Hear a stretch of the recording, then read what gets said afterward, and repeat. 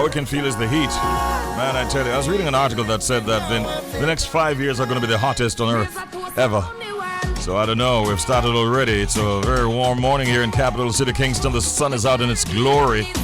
When I turned at the traffic light at the Canadian Embassy, and that eastern sunshine hit me in the face. I had to pull down everything to reduce the impact in my vehicle. Man, oh man. Warm days are ahead. Brace for that.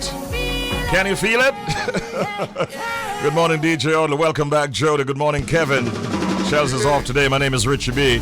We say good morning and welcome to Top of the Bridge Up and Go. Right, we have WTF right now. What the fact? Yeah. All right. So let me go through this very quickly. It's another interesting fact. Kennelled dogs are happiest when listening to soft rock and, you guessed it, reggae music. So holidays, sunshine, sand, and slurping icy drinks by the sea sounds like a treat for me, but for poor old Fido, cooped up in a kennel back at home, things aren't quite so relaxing. Kennels are a necessary evil for dog owners, and even the most zen of dog homes are likely to produce some level of stress in the poor pooch. But according to a 2016 study by the University of Glasgow, one way to make these hound hotels more hospitable is to play background music. You want to hear more? Let me tell you. The researchers played the dogs a variety of different musical genres and discovered that whichever music was played, they were more relaxed and spent more time chilling or lying down. But if you really want to give kennelled dogs a relaxing vibe, the researchers found that the dogs' heart rate variability and was significantly higher, a sign of decreased stress levels when listening to soft rock and when listening to reggae. All right? I wonder if they broke it down. Look at, in spite of that. Hey, just to enjoy some good old Bob Marley and the Wailers. If I had to put on a red, green, and gold tam, you know. Watch it, I'll sunshades, you know, baby. Yeah. Yo, that looks rather cool. You can tell that dog was listening to a reggae song. Yeah. One Love. Maybe One Love. Yeah, man. Yeah, that's a nice pick. I wonder if I could get that autographed. I'd buy that. I meant by the dog, not the dog owner. All right, so that's an interesting fact. Yesterday we told you that cows produce more milk when they're not listening to country music. This morning we are telling you that dogs or kennelled actually love some soft rock, and a lot of them love reggae. Pull up. All right, it's 29 minutes after the hour of 6 o'clock. That was WTF. What the fact? Yeah, get them all. Yeah. All right, Vibes Cartel has been in the news somewhat through discussion by Joe Budden in his podcast, where he's suggesting to Tory Lanez that the singer should model Vibes Cartel's system of releasing music whilst behind bars. Well, Vibes Cartel never said he was doing that, Joe. Anyway, Joe says, listen, Tory, win, lose, or draw, I need for you to call Vibes Cartel's people. He has the cleanest jail studio I've ever heard of. Nothing but slaps coming out of that jail. He might be hotter now somehow. Yeah, you need to get into that Vibe studio, man. Get Chick's tape out. It was Lanez's viral quarantine radio platform that truly catapulted him into a crossover fame during the early stages of the pandemic, but his core audience reveres him for his Chick's Tape mixtape series. The last installment dropped in 2019 with songs like Jerry Spronger featuring T-Pain and The Take alongside Chris Brown. The matter of Cartel recording music in prison has been contentious since he was handed a life sentence for the murder of Clive Lizard Williams in 2014. Before seasonal state investigations and public speculation, the world boss has denied making music in lockup, categorizing his many new releases as archived material. Many people say, yes, Vibes is recording in prison, but where is the proof? But this is Jamaica, where you don't need proof to imprison someone, he told Billboard in 2020. For the record, I'm not authorized to answer such above pay grade questions, so I'll say a tree fell in the forest and no one was there to hear it. Okay, so Joe Budden is of the firm belief that Vibes Cartel is recording in prison. And if Vibes is listening, they listen to us a lot. Maybe he's just waking up going, He doesn't need to say more than that. No. The other story that I wanted to carry is a rapper. He was in Jamaica recently. He did a fantastic show on the North Coast. Rick Ross, the boss. He was fully on his Jamaican vibe recently when he announced that his controversial car show is still happening. The biggest boss made a point of duty to also be joyful while riding around his Promised Land estate, which is a massive compound he owns in Fayetteville in Georgia, just outside of Atlanta. Rick Ross shared a clip of himself in the woods behind his mansion, where he often goes for walks to clear his head, but this time he decides to burn some fire on evil spirits. You heard right. When the evil spirits now work, Rose wrote, with while reggae legend Capleton's classic That Day Will Come was playing in the background, the Big Belly Man, blessed man. Rick Ross was also channeling his inner Jamaican as he danced on the dirt track on this wooden backyard. He also shared a clip of himself riding around his estate in a golf cart while sharing that his car show is advanced in production. It's a beautiful day. We're riding around the Promised Land estate.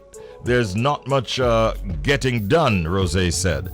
I got Jeremy, my big homie, my slippery homie, coming in. We got the team start wiping these cars down, all between the door jambs, the trunks, the hood, all the details. So you all know I'm on my Jamaican vibe this morning. And he closed out the post by saying, Rastafari.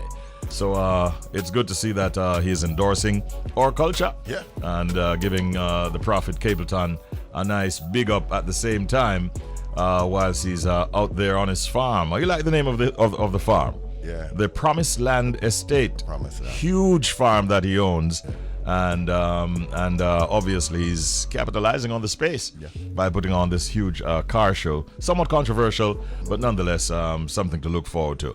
That was, of course, Update. But right now, first off, it's the Proverb of the Day. Little pig of big ears. That's Little it. pig of big ears. Little pig have big ears. You can state it. Always remember that. Little pig have big ears. So what would that mean? If you have big ears, I'm supposed you can hear it. In all likelihood. Well, the official meaning of that, if you didn't read between the lines, don't talk about adult topics in front of children. They're like the little pigs with big ears. Yeah, and they're hearing everything that's going on. Even if they're not reacting, they are hearing. And you don't want to hear what they ought not to hear. Right. So remember, little pig have big ears. And by the way, Ace is spelled A-Y-S-E. Yeah, that was the proverb of the day. Nice and neat. Right now at 6:47 a.m., we have a pet peeve for you to share with you. Pet peeves are things that others do that you very often find annoying, irritating, or just simply upsetting. And a member of the Bridge Nation will share their pet peeve with us this morning. Bridge Nation, my pet peeve is when I send an email with the correct spelling of my name and the person respond with the incorrect spelling. Didn't you read the email when I introduced myself with the correct spelling? And no matter how much time you try to put your name in there with the correct spelling, they continue to respond with the incorrect spelling through text, through email. Bridge Nation, that is a pet peeve of mine. Them for the better than that. Hello. Listen. I saw your name spelled. No, Listen. I saw me choose to spell your name. Listen. You know what I mean? Listen, you're spelling your name wrong. You understand? You get it? All right. This is how you spell your name. Yeah, right. No, it's can be quite annoying. In all seriousness, I can relate to that. You know how many times I call places and they ask me my name and I say my name is Richard Burgess. I hear a thing. Okay, Mr. Burgess, Listen. Mr. Burger. Listen. I mean, they didn't hear the S. I mean, am I mispronouncing my own name or what? Hold on, Richie. Yeah. You want me to tell you Yes, about sir. my name? I want to hear. It's hardly.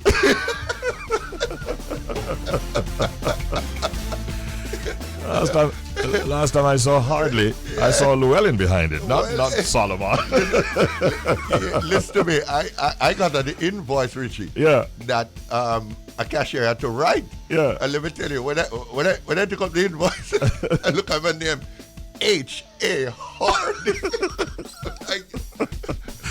Yeah. I say, who this? We can all relate to this pet peeve this morning, man. Don't massacre people's name in terms of how you pronounce it or how you spell it. Please. Can be quite a pet peeve. So that is a pet peeve that we thought we'd share. Thank you to the member of the Bridge Nation who gave us that one. Now, on Tuesday, we learned about the country's political directorate having had its biggest increase in salaries in decades, with the Prime Minister set to take home nearly $30 million per year by next year. The increases, which range over 3 years, form part of the government's compensation review of the public sector, and they were announced in the House of Representatives by Minister of Finance and the Public Service, Dr. Nigel Clark. Just to give you an indication of what some of these increases look like, the revised compensation levels are as follows. Prime Minister, $22.3 million as of April 1, 2022, and as of April 1, 2024, will move up to $28.6 million. Deputy Prime Minister and Leader of the Opposition in the same category, $20.1 million in 2022, up to $25.7 million in 2024. Minister of Finance, $19.2 million in 2022, moving up to 2024's figure being $24.6 million as the annual salary. For cabinet ministers and Speaker of the House, they will move from $17.8 million in 2022 up to $22.8 million in 2024. Minister of State, $14.3 million in 2022 and up to $18.3 million in 2024. A few others at a glance: Parliamentary Secretary and Deputy Speaker of the House, moving from $13.4 million in 2022 to $17.2 million in 2024. And for Members of Parliament, moving from $11.1 million in 2022 up to $14.2 million next year. Well, this morning we have with us Jeanette Calder, who is the Executive Director of Jamaica Accountability Meter Portal. They are at the Jamaica Accountability Meter Portal, JAMP, known as JAMP as we mentioned. They're a four-year-old organization that focuses on improving accountability in Parliament and in government. And they provide digital tools that improve the ability of citizens to hold government to account. She's here with us, and we'll also have Mr. Kevin Obrien Chang, regular guest in his capacity as a political analyst. Good morning, Jeanette Calder. Welcome. How are you today? Morning. Good to be with you. Morning, Kevin. Listening as well. Hi, morning, Jeanette. Morning, Richie. Morning, Kevin. Thank you so much for joining us. This is a hot topic right now. Kevin, in your capacity as a political analyst, what is your take on the recent approval of wage increases for the Jamaican parliamentarians? Well, as Lee Kuan Yew said, from the famous Lee Kuan Yew of Singapore, that they can't, from a Singapore point of view, we can't afford not to pay parliamentarians or ministers too little, because they are the ones who decide the future of the country. Bad decisions from the politicians made lower GDP and everybody suffers. And so to get the best quality, you have to pay good salaries comparable with the private sector. And it makes a lot of sense to me, because the governance is going to be directly related to how good the people you have governing. And in the private sector, people pay good salaries to get good people. Why would it be any different in the public sector? And by the way, people focus on the parliamentarians, but the judges, the doctors, the lawyers, nurses, teachers have all gotten significant increases. The judges got similar increases to the politicians. There's a structure, apparently from Michael Manley days, laid down of how it goes from the Prime Minister on down, and what the Finance Minister said was bringing the structure up to date. Everybody is back in line. The dollar has gone up inflation over the years, but due to the sound fiscal management, the government now has enough money to pay everybody according to how the structure should work. So it's quite logical to me. The one thing missing, in my view, that the government should come and say, okay, we're paying everybody better now, including the politicians. The accountability now needs to be stronger. The job descriptions, the penalties for malfeasance, that kind of stuff. Singapore took the strategy. We're going to pay you guys more, but if you any corruption, you slip up, you're gone. And the government has to show the people that, yes, if we're going to follow that strategy of Singapore, paying more to get better, quality people, well, therefore, you have to have the stricter controls about if anything goes wrong. There's where the government has to come to the people and show that that aspect is also being put in place. Jeanette Calder, Kevin used the word accountability, and that is where I want to start with you. How does this decision potentially impact the government's accountability to the Jamaican people, and what is your initial reaction to these sizable increases that have been announced? Well, the cart is completely before the horse. There's nothing that Kevin has said that I disagree with. But you have to put things in its proper order for things to work. So, fine, we have all of those things in the mix. The money is there, accountability needs to be there.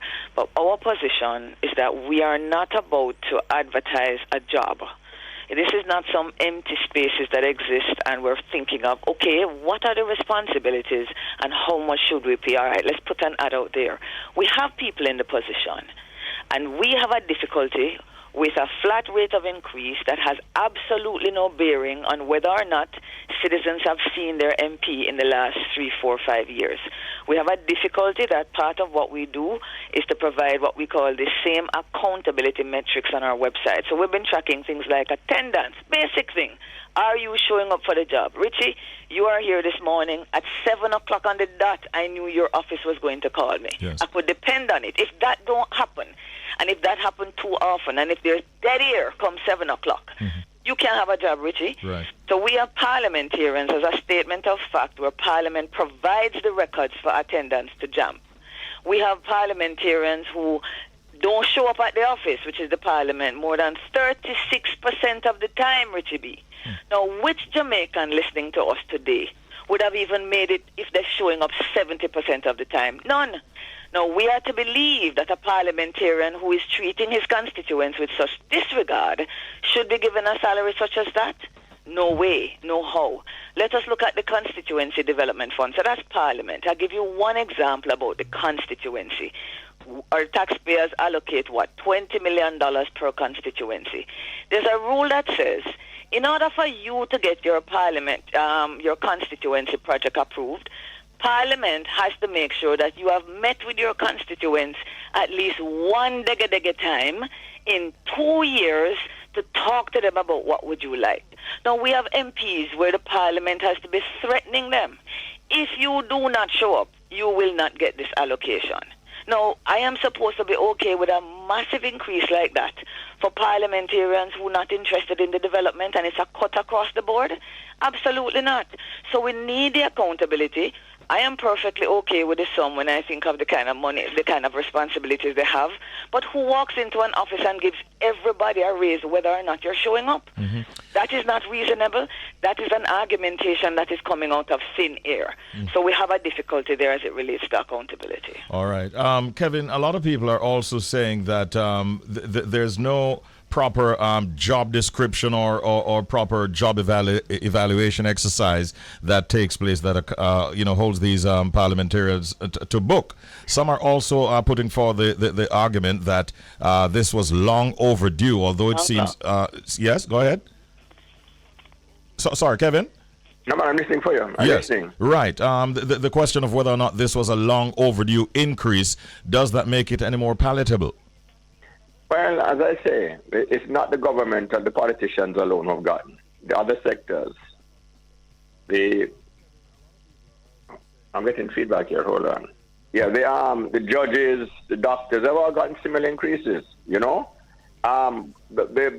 There was a Stone commission, I believe, a few years ago and talked about the things we're talking about here, the job description and all that. And Andrew Holness did promise those. So I think it's beholden now that, look, they're getting good money to do these things that were promised in the past. But, in the end, they talk about accountability to our politicians. It's kind of empty talk because in the end, politicians get booted regularly.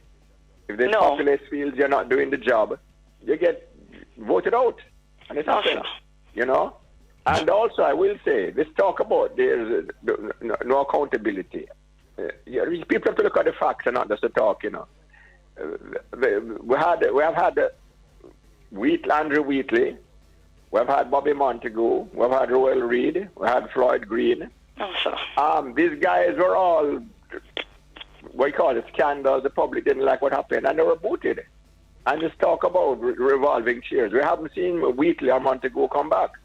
So there is some accountability. There is accountability going on. No matter what the talk says, the facts are there. And the MPs, in the end, if an MP is not serving his populace, he gets voted out.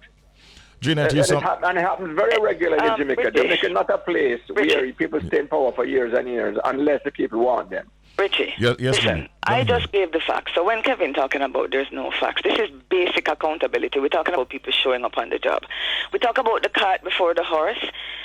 I don't know any Jamaican listening who got a job, no matter how simple and basic the job, no matter how high the job is, that don't know what their job is. So we are paying persons who don't know what their job is. 8 years ago, the Prime Minister promised in 100 days this would be given if you put me in that office. There are a number of promises that folks make on the campaign trail, and we do understand when you get in, you realize that, boy, I wasn't inside, so I never know I couldn't do this. I don't see the money for that. I don't see the resources. What is it in 8 years not to provide us with a sheet of paper for the most important job in this country? There is no doctor, there is no lawyer that can get their job done unless the parliament and the government gets it right. I don't agree with Kevin. That job description is crucial and it is important. I can't tell you what you are worth. I cannot justify $28 million if neither you or I know what you're doing. Kevin, how can really the government sort of balance the need for fair compensation for its leaders and at the same time address the broader economic issues that are facing the citizens of this country? Well, as I said, there's a structure in place, and again, and it has been out there. The government is not communicating as well as it should, but even people like JAMP, they know there's a structure. They know there's a relationship. You start with the Prime Minister, the guy at the top and the bottom, and there's a structure of how they relate to each other. Structure and job description. There's a structure, Jeanette, that it was Michael Manley Day, something was set up, and it hasn't been followed, but that was a structure that was always a theory. And it has all been put in place. And that has been clearly said. As I say, the Governor General gets 33 million. The Chief Justice gets more than the Prime Minister, or comparable, or I think more. So it's not like the people focus on the politicians alone. The Prime Minister is the CEO of Jamaica, He's and we don't know what the big job decisions. Is. And if he makes, but hold on now, if a Prime Minister makes bad decisions, the country suffers. The GDP goes down. Yes. All these Richie, I want to ask the people of Jamaica listening. Kevin, which Jamaican gets a job? Which Jamaican, Kevin, gets a job? Ma'am, let me finish now. So, as I say, yes, so if you look at the government as Jamaica as a company, you have a CEO, you have a finance vice president, all these things are there. We have an understanding what happens. Yes, I agree, and I agree, Janet, that we need this put on paper, right? But as I say, we know what we expect good governance at the end. And we can fire them because we're lucky to be a democracy. But right. I agree with Jeanette said, let us put these things on paper that were promised, the job description, all these things. There's no reason not to give them now. All right, we heard it, Kevin. Jeanette? The argument that the government has put forward for this increase, at least to determine the amount, they have gone back and looked at some reports. They have said from 1972 recommendations, from 1989. The realities of 2023 might be very different. That's one. Number two, the argumentation is that we are to peg the MPs, the cabinet, back to the public sector. So, for example, a permanent secretary is getting a certain amount of money. The argumentation from 1972 is the cabinet should get an X amount in relationship to those in the public sector. Now, ask me the question. Does the permanent secretary have a job description? Yes. Does the chief justice have a job description? Yes. So we are pegging the Governor General to the Chief Justice. We're pegging our ministers back to a permanent secretary. But we are clear on what the permanent secretaries do. Do we know anything about exactly what the ministers are supposed to do? I'm saying the horse is way behind the cart. As for the firing of ministers, which of us as Jamaicans get a job? And the contract says for the next 4 to 5 years, I can't touch you. I can't do nothing. The only 2 ways I can fire is if you commit a crime and if you go insane. Now, which office is going to get productivity and performance if that employee knows I am untouchable for the next 5 years? That is not good governance and accountability, Kevin. So I humbly disagree with you and say that is not accountability. It doesn't work anywhere else but in the parliament, and it's not good enough for 2023. But I'm agreeing with you. I'm agreeing with you. We need a job descriptions, but in practical terms, ministers get shuffled all the time. In practical terms, how can the Jamaican? Let me read something to you, Richie. Yes, go ahead. From Lee Kuan Yew, which is very for the Singapore. We did not develop from a third to first world country by getting ministers willing to sacrifice their children's future for public service. Having less than the best people at the helm could have disastrous consequences. A PM and his ministers carry heavy responsibilities. If they make a serious mistake, the damage to the nation will be incalculable and permanent. The macroeconomic policies will decide the country's GDP. We must not reduce Singapore to an ordinary third world country by dodging the issue of competitive ministerial remuneration. Now, with Jamaica, not everything in Singapore we want to copy. But in 1962, they had the same GDP per capita as Jamaica. Now they're 10 times as much. If you want to be successful, you copy success. And one of the reasons for Singapore's success is they pay you well so you can get people like that comparable to the private sector. And if you are corrupt, they fire you. Richie, I don't know which world Kevin is in. I want to get one more question in very quickly, though. And the question is really, how will the country know and ensure that we are, in fact, receiving value for this money that they'll be paid? The electorate will know and can vote them out if they don't feel they're doing a good job. Impossible without a job description. How am I to assess what you have done at the end of a month, a week, a year, or a parliamentary term if there's not something to guide you who is doing the job and guide me? Every Jamaican listening knows how this thing works and how you determine who is going to be an MP. MP knock on my gate in another 2 years, him want to work. Nobody says to me this is my job description. Nobody says this is my experience. Nobody says this is my qualification. The only job in the world where you can get it just by knocking on a gate and say, give me the work now. That's it. So when Kevin is telling us about attracting talent and attracting qualified people, every Jamaican knows, listening to him, that is not the reality of what is happening or what is going to happen in a year and a half when election come. I don't accept that argumentation, Kevin. Do you believe that we should therefore expect that the Prime Minister will come forward with the job descriptions and very soon? I believe he will. And I really do believe he will, Richie. Mm-hmm. But I believe that the fact that we had to come to a point such as this, where there are articles, where there have to be, call-in programs, begging the leader of government to put down a job description he promised, is sad. But I do believe Mr. Holness cannot, under any circumstances now, deny the people this basic measure of accountability. I believe if he doesn't, the people will be quite angry because, yes, it's a quid pro quo. We accept that they need more money and all that, but he has promised a job description. If it doesn't come now, what excuse does he have?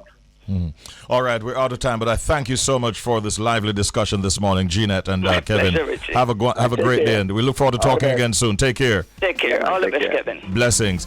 All right, so there you have it. The conversation will continue for sure. We had this morning Jeanette Calder, Executive Director of Jamaica Accountability Meter Portal, JAMP, and of course, well-known political commentator, Mr. Kevin Obrien Chang. My phone line is being loaded up with a number of reactions. Some of them complimentary, some of them critical. This one says that guy Kevin has no clue what's happening in Jamaica. I can't believe that he's on national radio talking all that crap. Is one reaction coming in. Kevin's back is quite broad, and so he can handle all of those criticisms. One person says, this is outrageous indeed. Me shocks a till, but at the same time, the PNP is a hypocrite.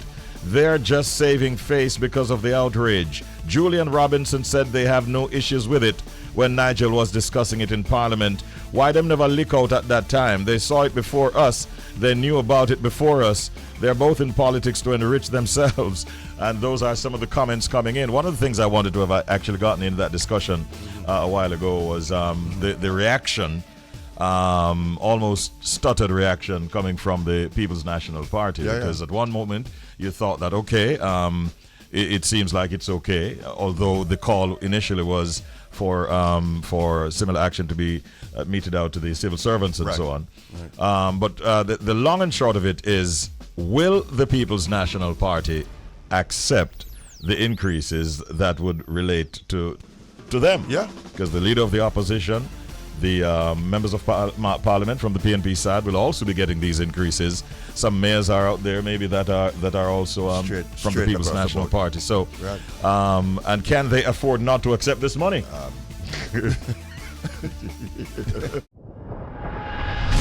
What are your views? We'd love to hear from you as well. Are you for or against it?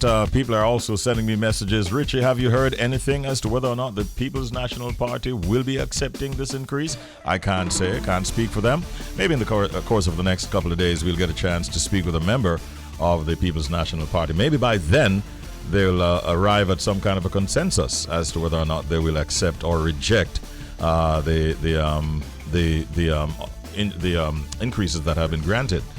But looking at it politically, if they should reject, if they should reject this increase, that would be a major political move.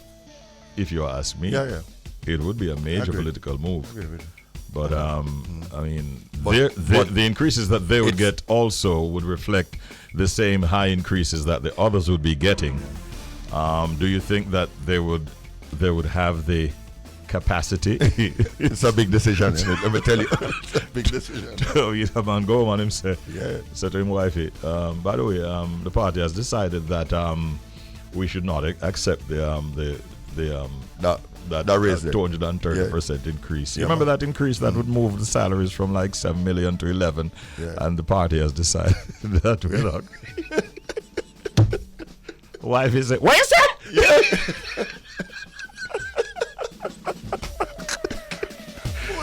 Yo, you can imagine. Listen. Where is it? Let's not go back where you come from. Listen, couple suitcases would be packed up on sidewalk. Sidewalk. Having man. Listen. So I don't know. I mean, politically, it would be a major. It's a big move. It would have been a big move. But it takes a big man to make such a move, brother. So I'm not holding out too much hope that is going to happen, but I don't know.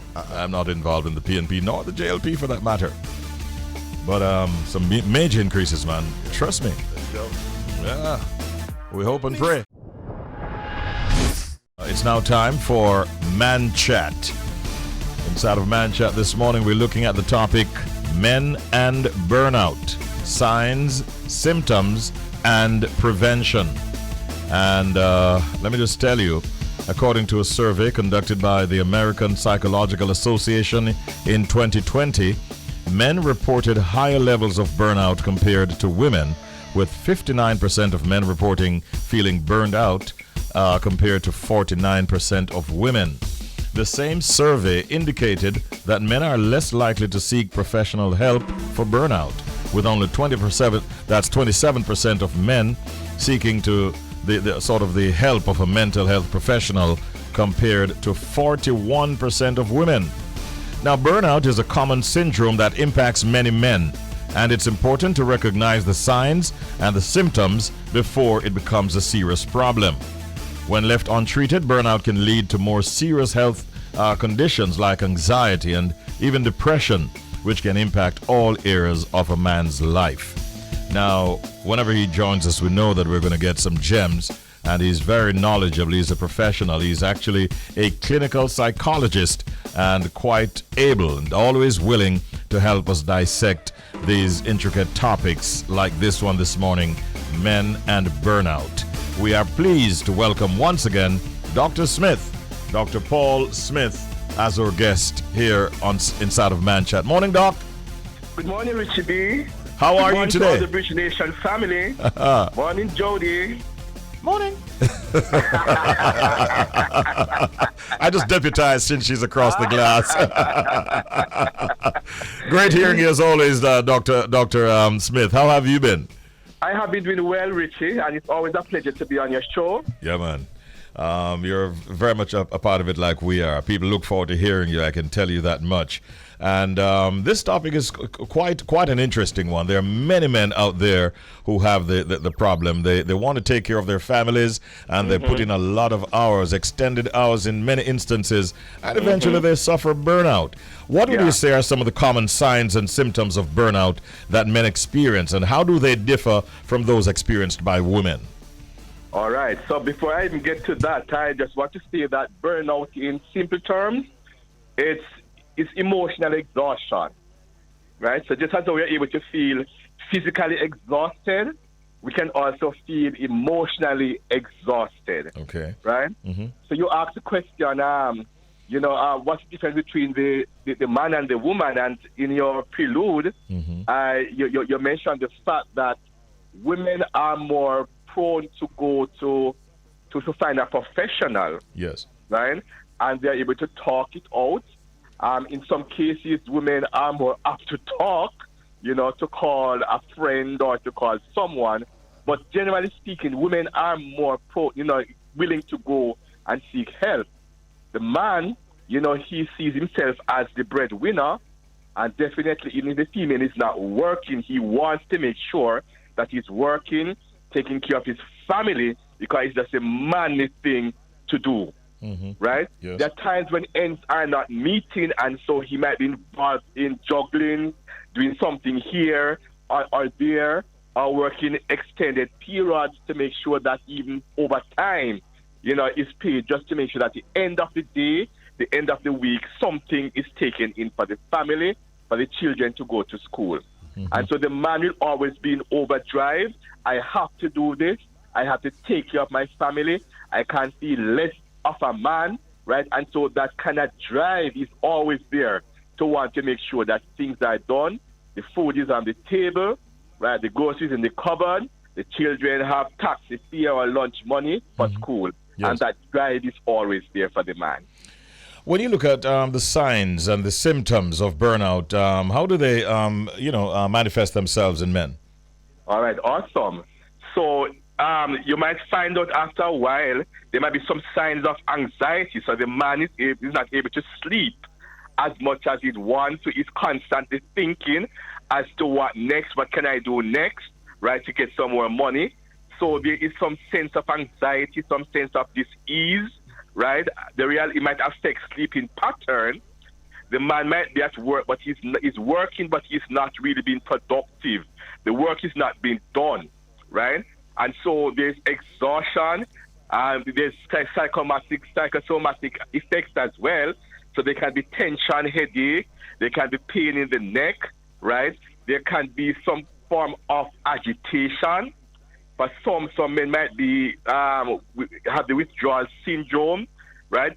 Some men might resort to going to the bar, right, and hang out. Some person might just stay late on the road because if they fear going home and not being able to respond accordingly to their family, right? So they realize that even though they love the job, they can't go beyond as much as they'd want to because they're mentally, they are emotionally tired, they are exhausted, and you can't go beyond as much as you'd want to go, right? So that happens to the men at times. Most of them tend to become withdrawn because they don't talk about it. And for some, it's like the manly thing to say, boy, I am emotionally tired. For some, it's a sign of weakness. So they don't talk about it. Yes. Do you find that men generally have difficulty, though, identifying the sources of the stress and the burnout? And by extension, Doc, what strategies can they use to sort of manage and reduce the stressors? All right. So I am going to answer the last one first. It is what I call it an emotional scanning. Right? You're able to take some time away and do some reflection. Right? There are times you know that, boy, this is not me. I am not feeling me. I lack motivation. I lack a sense of purpose. I no longer look forward to going to work. I want to sleep, but I can't sleep, right? So the first thing I would say to men is that you have to just take some time aside and do some reflection, do some self-reflection, right? What's happening to me? You know your body, how your body works more than anybody else. And if you don't feel that you have that drive to go to work, you don't feel as if you want to get out of bed, you have had sleepless nights, and that's not you. It is time to do a mental scanning as to what is happening. Yeah, that's important. Very, very important. We're learning so much from you this morning. There are no doubt some unique challenges that men face when it comes to preventing and managing burnout. What can they do to overcome these challenges, Doc? For one, we have to learn to take breaks, right? There has got to be a time where we owe ourselves a mental health day, right? So apart from the hustle and the bustle, I need to take care of me. You know, so going out to the beach or hanging out with friends or playing some dominoes, talk about what is happening to you, seek professional help, right? All of these things become important. Do not suffer in silence. Yeah, it takes a strong man to say, hey, I am emotionally stressed, I am drained, I need help, I'm going to take care of me. If I'm not around, then I will not be there to help my family, right? So make sure that you also have goals, smart goals, right? And that you do not work hard, but you work smart, right? That becomes very, very important, right? But it's important to exactly know get a support system.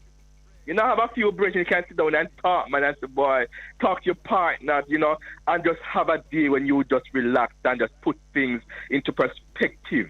You know, am I working too hard but not necessarily smart? You know, do I have priorities?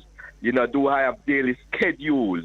You know, am I accomplishing my daily goals? Am I all over the place? All of these things are important in self-reflection. Do you also recommend an active or frequent exercise regime, or maybe making time for leisure activities and so on? Leisure, exercise, dieting, all these things become very, very important, right? And also self-talk. There are times we have to talk to ourselves. Come on, Richie, come on. You're not feeling the way you ought to be feeling. What's wrong? You know, I want to feel better. What am I not doing right? Am I overworking? So that kind of constant self-talk, you know, I am special. I'm going to take care of me. It's my time now. I have to re-energize. I have to reinvigorate, and for me to give back to the family. All of these things become important. Take walks in the morning, nature walk. You know, probably go to the gym too to bust through sweat, right? All of these things become very, very important. Turn on the music sometime and listen to Richie B and just nod the head and you know, that kind of thing, and say, yes, it's time for me to feel Irish today. That kind of thing is important. Yeah. Okay then. We have that on record, by the way. Now, Doc, for those who are suffering burnout, are there resources available to them to help them manage and even recover from the burnout that they may be experiencing? Oh, yes, man. It's good to always find a mental health professional you can sit and talk to, explain what is happening to you. The professional will listen to you, work some goals out with you, so it's a partnership. You know, you're not going to be judged or seen less of a man. You know, so there are always professionals that are able to sit and talk with you. Reach out to someone. Talk to a friend. And if the friend can't help, the friend can also point you to someone who can professionally help you. That's important. Acknowledge that you are burnt out. Acknowledge it. It's important. But look for the need that you want some help, you want to recover, you want to get back to yourself. You don't want to perish, and so your health becomes very, very important. You have provided a lot of help to a lot of persons this morning, I'm sure, Doc, and we thank you wholeheartedly once again for being our guest and providing all of this, all of these wonderful gems and details that can help us to lead better lives, especially if we're on the verge or even suffering from burnout. You looked at the signs, the symptoms, and even the prevention. We thank you, and we wish you a wonderful day. Thanks so much. My absolute pleasure, Richie. My absolute pleasure. Take care. Dr. Paul Smith, clinical psychologist, with us there inside of Man Chat.